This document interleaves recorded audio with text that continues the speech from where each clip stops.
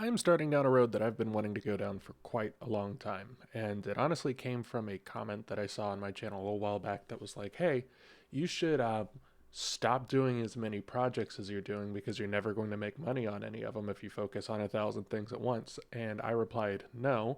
And then I immediately started new projects. So that's basically where we're at here. I have been wanting to start up a game dev project for like ages now, and I finally just kind of decided that this like small game that I kind of wanted to play around with was like something, worth doing.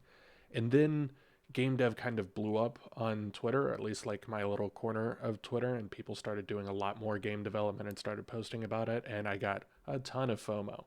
So I decided to start up the project that I've been wanting to work on for ages, and I've had a blast kind of learning a little bit about Godot.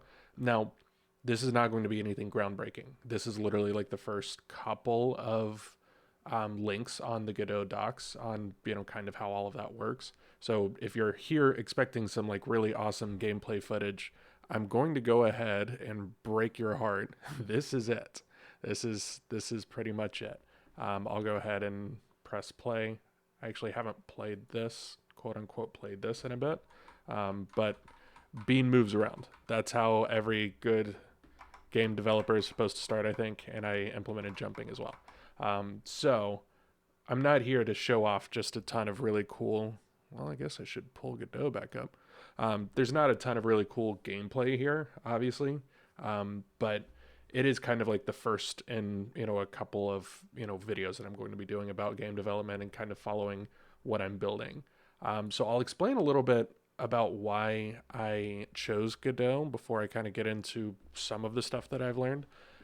Unity took a nosedive in terms of the public consciousness after they really started trying to screw a lot of developers out of a lot of money, and that didn't sit well with me. They kind of reversed course on it, which obviously is good, but to me the kind of trust was lost. That's what I had done a little bit of very like small scale game dev in before, was in Unity.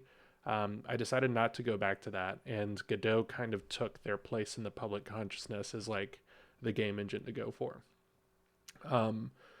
Couple of people might have the question of why am I not doing something from scratch? Like something in Rayon or Odin or something like that. Honestly, I might end up doing that, like, or not Rayon, Raylib. I don't know what Rayon is. I might do something in those later. I am doing a little bit of Raylib stuff for my Loki project that I'll talk about in another video. But instead, I would rather like work with something that I know works and that is a good game engine and start building stuff out there and learn more about game development that way. And then later on, I'll go into like the from scratch movement. I would rather not do that just right off the bat. So with Godot, one of the things that I am still kind of feeling a little apprehensive about is that the primary programming language is GD script. That's fine. I'm not just hating it. It's very Python like, which I don't love, but it's a little bit better in a lot of ways. It's very very simple.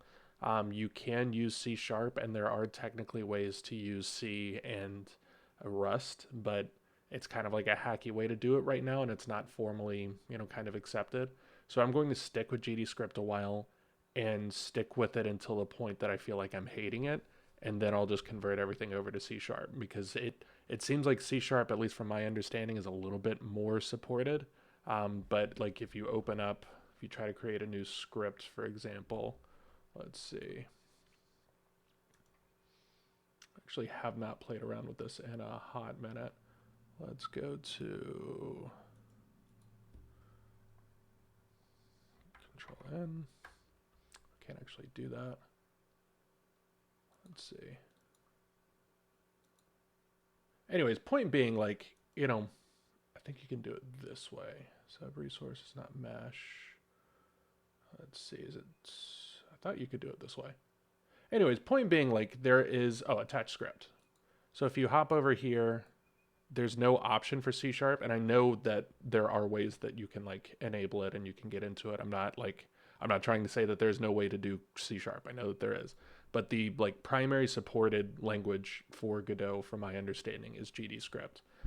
So I don't really want to mess around with C sharp until I kind of find my way around the editor and the engine. And then eventually later on, I'll start, converting things over to C sharp. I haven't played around with C sharp in a hot minute, anyways, so it's going to take a good bit of learning. Um, anyways, I have enjoyed Godot so far. The editor is very, like, it makes a lot of sense to me. The node system is taking a little bit of getting used to understanding what the different kinds of nodes are. That's taking a little bit of getting used to, but it's not bad. It's just kind of something that, it's just going to take some learning. I didn't notice this. What does that mean? Yeah, that's okay.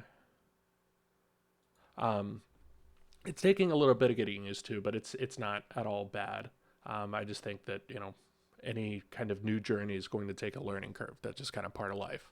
But yeah, I will be updating folks. I'm not going to give away anything on like what the game's about, what it's going to be like, because I don't want to hype something that I'm literally just moving a bean around for. But eventually, I'll kind of start talking about the gameplay mechanics and what I want to build it out in. There will be Golang involved because it's going to be multiplayer. That's the only thing that I'm going to tease. So there will eventually be some game game server development, which is kind of neat. But yeah, that's about it. Take it easy. Peace.